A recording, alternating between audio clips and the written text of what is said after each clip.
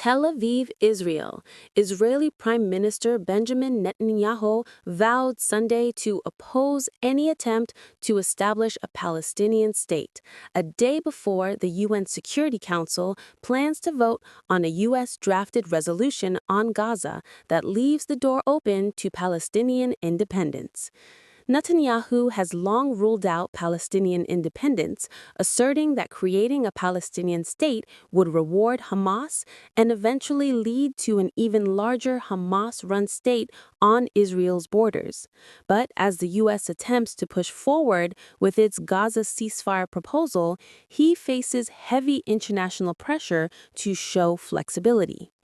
The Security Council is expected to vote on a U.S. proposal for a UN mandate that would establish an international stabilization force in Gaza, despite opposition from Russia, China, and some Arab countries. The U.S., under pressure from countries expected to contribute troops to the force, revised the resolution with stronger language about Palestinian self-determination. It now says that President Donald Trump's plan may create a credible pathway to Palestinian statehood. A rival Russian proposal uses even stronger language in favor of Palestinian statehood. The creation of a Palestinian state alongside Israel is seen internationally as the only realistic way to resolve the conflict for the long term.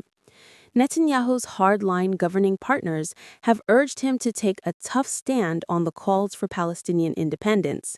Speaking to his cabinet, Netanyahu said Sunday that Israel's opposition to a Palestinian state has not changed one bit. The Israeli leader added that he has been staving off any advances toward a Palestinian state for decades and is not threatened by external or internal pressure. He said, "I do not need affirmations, tweets, or lectures from anyone." That pressure increased during the war in Gaza.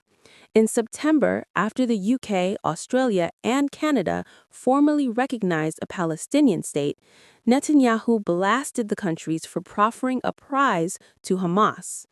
Netanyahu also noted Sunday that Trump's plan calls for Gaza to be demilitarized and Hamas to be disarmed. He added, "Either this will happen the easy way or it will happen the hard way." Meanwhile, Israel's military said its troops on Sunday killed someone who crossed into territory they control in northern Gaza and posed an immediate threat to them.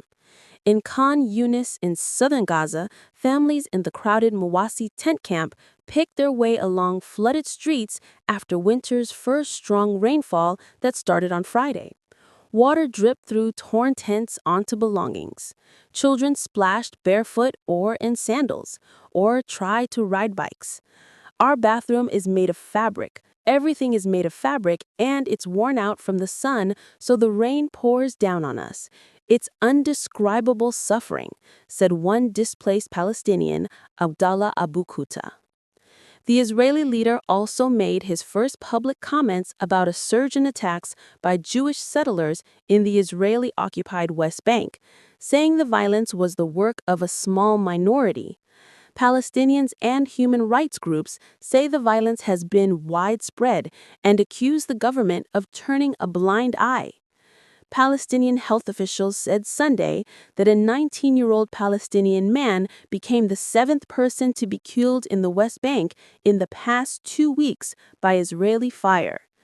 The spike in violence has been accompanied by a surge in settler attacks.